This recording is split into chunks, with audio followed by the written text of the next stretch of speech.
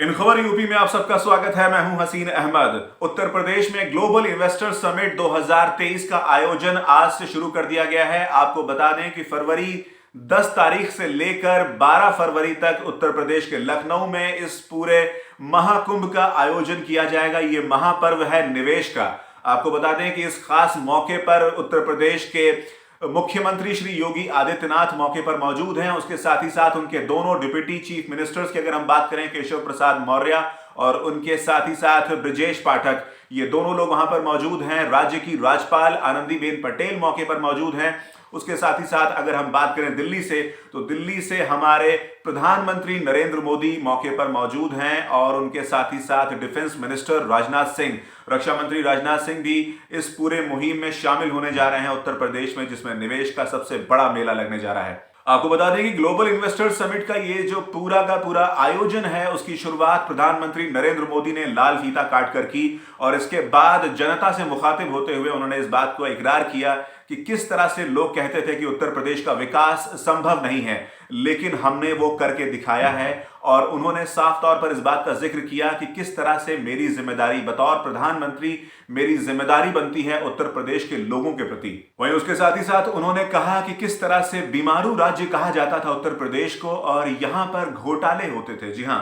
घोटालों की अगर बात की जाए तो आए दिन ऐसी तमाम खबरें हमारे सामने आती थी जिसमें घोटाले दिखाई देते थे, घोटालों की खबरें आती थी और उससे बहुत ज्यादा एक बतौर नागरिक हम सभी का दिल टूटता था कि अगर इतना ज्यादा भ्रष्टाचार है, अगर इतना करप्शन लेवल बढ़ चुका है, तो ऐसे राज्य में विकास कैसे होगा, ऐसे राज्य में शिक्षा कैसे मिलेगी, मूलभूत सुविधाएं कैसे आएंगी और रोजगार के जो अवसर हैं वो कैसे पैदा होंगे। लेकिन उन्होंने कहा कि आने वाले वक्त में जिस तरह से बीते 5 से 6 सालों में हमने लगातार काम किया, योगी आदित्यनाथ और प्रधानमंत्री नरेंद्र मोदी केंद्र और राज्य दोनों जगहों पर जिस तरह से भारतीय जनता पार्टी की सत्ता है, उसके बाद से ही दोनों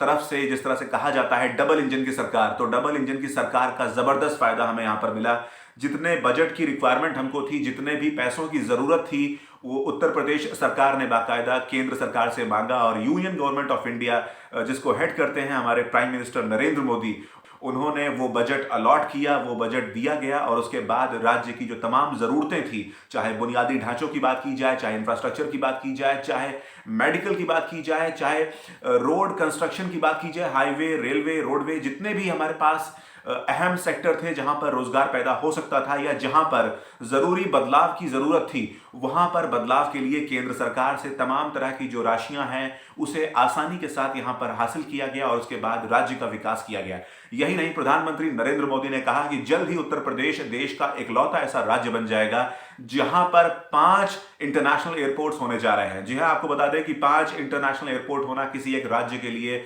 बहुत बड़ी उपलब्धि है, क्योंकि अगर इंटरनेशनल एयरपोर्ट्स आपके पास हैं तो जाहिर तौर पर जो इंटरनेशनल इन्वेस्टर हैं, जो मल्टीनेशनल कंपनीज हैं, वो रुख करेंगी उत्तर प्रदेश का, क्योंकि वहां पर कनेक्टिविटी बेटर है, वहां पर आने जाने में सहूलियत है, सुगमता है और उसके साथ ही साथ जो भी सर्विसेज हैं, जो भी सेवाएं हैं या तैयार माल है, उसको अगर यहां से निकाल कर आपको निर्यात करना है तो आपको हवा के जरिए, आपको जो हवाई मार्ग के जरिए जो आपको सहूलियत मिलती है, जहाजों के जरिए जो आप कार्गो से विदेशों में अपना सामान भेजते हैं, उसमें बहुत ज्यादा आसानी हो जाती है अगर आपके पास इंटरनेशनल एयरपोर्ट्स हैं, अगर आपके पास जो आपके पास सड़कें हैं उसकी एक बेटर कनेक्टिविटी है, तो लाजिम तौर पर आपको ये फायदे देखने को मिलेंगे। उसके साथ ही साथ उन्होंने कहा कि जिस तरह से योगी आदित्यनाथ ने इस पूरे राज्य को संभाला है, जिस तरह से कानून, शांति और न्याय व्यवस्था की बात की जाए, हर इंसान को यहाँ पर न्याय मिल रहा है और शांति का माहौल यहाँ पर कायम है, किसी किस्म की कोई परेशानी नहीं है। अगर आम इंसान को कोई परेशानी होती है तो वो राज्य सरकार की जितनी भी मशीनरी है, जितने भी उसके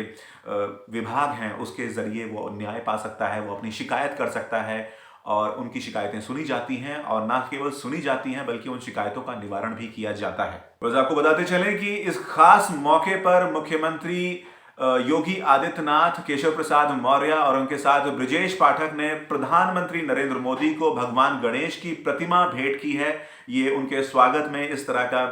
एक खास एहतमाम किया गया था, एक खास तैयारी की गई थी कि किस तरह से प्रधानमंत्री नरेंद्र मोदी को, जो कि सांस्कृतिक और जो हमारी वैचारिक जो धरोहर है उसको आगे बढ़ाने के लिए लगातार प्रयास करते रहते हैं, तो उन्हें किस तरह से कुछ ऐसा दिया जाए कि जिससे कि हमारा जो